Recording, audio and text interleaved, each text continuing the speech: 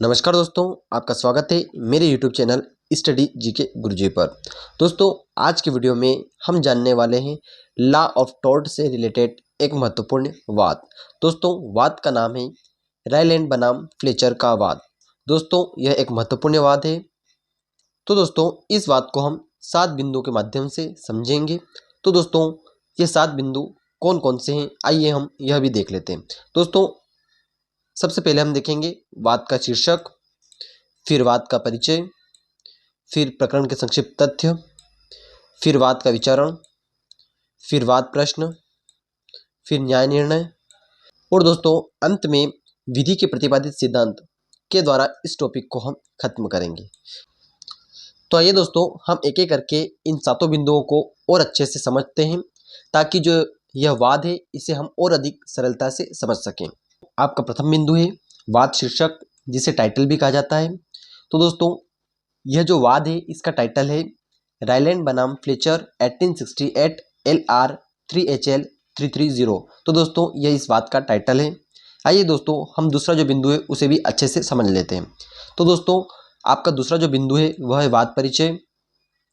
प्रस्तुत वाद में अपकृत्य विधि से संबंधित महत्वपूर्ण नियम प्रतिपादित किया गया है। तो दोस्तों, इस वाद में अपकृत्य विधि से संबंधित एक महत्वपूर्ण नियम है, उसका प्रतिपादन किया गया है, जिसे कठोर दायित्व के सिद्धांत कहा जाता है। तो दोस्तों, ये जो सिद्धांत जो प्रतिपादित किया गया है उसे कठोर दायित्व का सिद्धांत कहते हैं।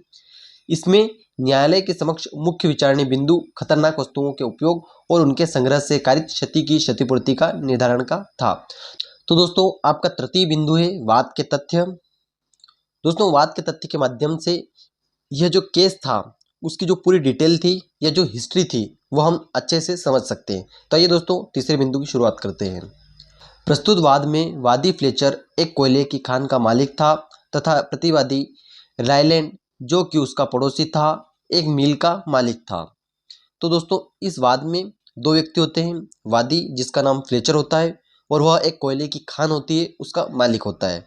दूसरा व्यक्ति प्रतिवादी होता है, जो कि रायलैंड नाम का व्यक्ति होता है और वह एक मिल का मालिक होता है। इस प्रकार दोनों व्यक्ति जो होते हैं वो एक दूसरे के पड़ोसी होते हैं। इस प्रकार प्रतिवादी रायलैंड ने अपनी जमीन पर स्थित मिल में जल आपूर्ति हेतु जलाशय निर्माण की योजना बनाई, जिस हेतु प्रतिवादी ने स्वतंत्र ठेकेदारों की नियुक्ति की। ठेकेदार इस कार्य में निपुण थे। जब जलाशय निर्माण हेतु खुदाई का कार्य प्रारंभ हुआ तो पता चला कि यहाँ कुछ पुरानी सुरंगें थी जो मिट्टी की भरी थी, जो कि वादी के कोयले की खान तक जाती थी। ठेकेदारों ने इस ओर कोई विशेष ध्यान न दिया।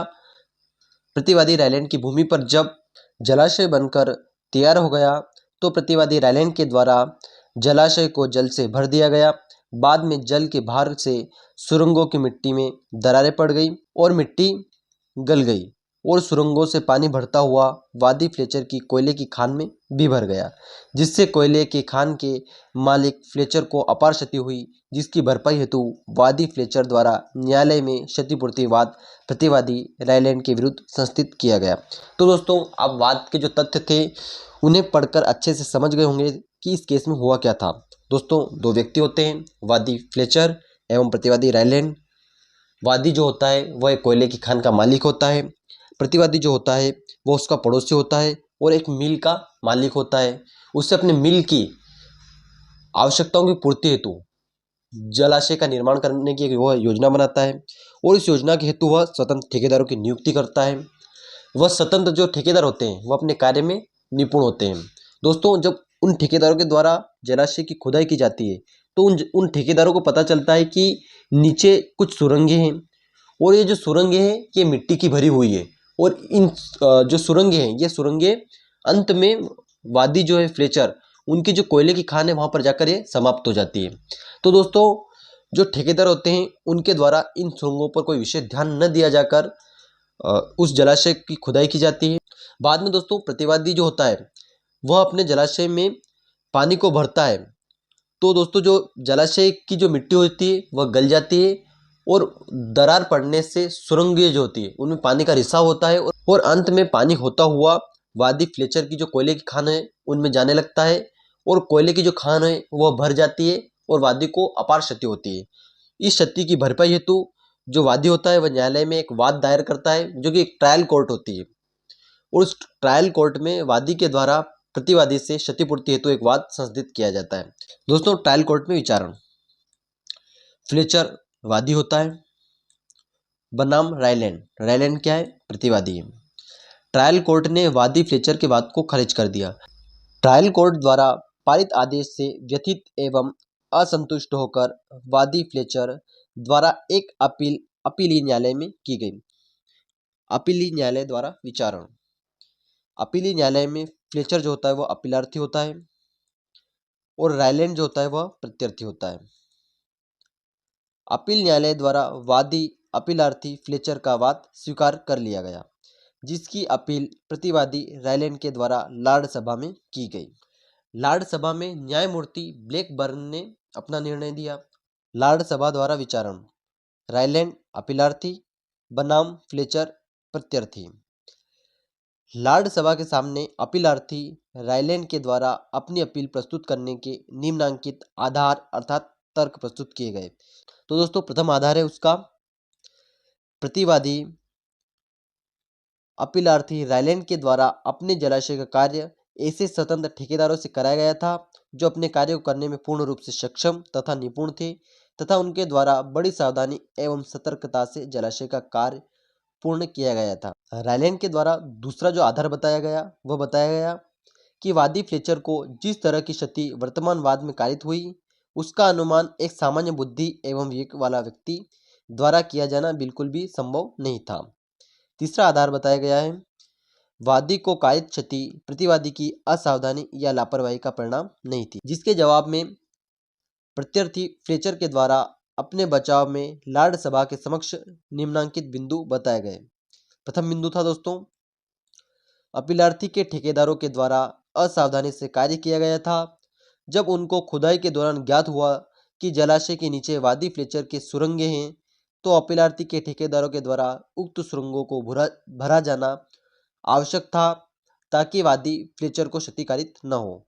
अपने बचाव में फ्लेचर के द्वारा दूसरा बिंदु बताया गया कि जलाशय में प्रतिवादी अपीलार्थी रायलैंड के द्वारा एकत्रित पानी प्राकृतिक या दैवी कारणों से एकत्रित न हुआ होकर मानवीय परिणाम था। इस प्रकार दैवी कृत्य का बचाव नहीं लिया जा सकता। तीसरा बिंदु है दोस्तों, वादी फ्लेचर के कोयले के खान में सुरंगों द्वारा पानी का भरा जाना अपीलार्थी रायलैंड के कृत्यों तथा अपनी संपत्ति का अप्राकृतिक तौर पर उपयोग उपभोग किए जाने का परिणाम था, जिसके कारण वादी फ्लेचर को नुकसान भुगतना पड़ा और उसे क्षतिकारित हुई, इसलिए प्रतिवादी उत्तरदायी है। अंत में लॉर्ड सभा के द्वारा जो निर्णय दिया गया उसे भी हम समझ लेते हैं। लॉर्ड सभा का निर्णय।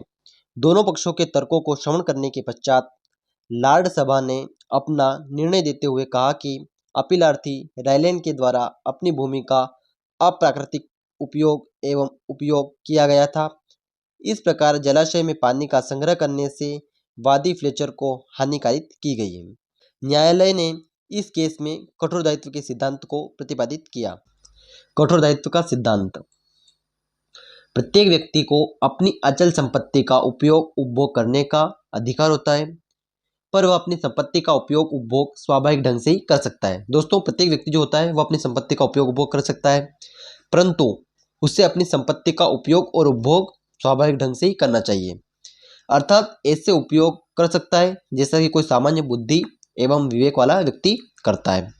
यदि कोई व्यक्ति अपनी संपत्ति का प्रयोग अस्वाभाविक रूप से करता है, जैसा कि मामूली प्रज्ञावान व्यक्ति ऐसी परिस्थिति में नहीं करता है और कोई अप्रत्य कारित होता है, तो वादी को कोई रिष्टि कारित होती है, तो वह व्यक्ति उत्तरदायी होगा और उसे क्षतिपूर्ति करनी पड़ेगी।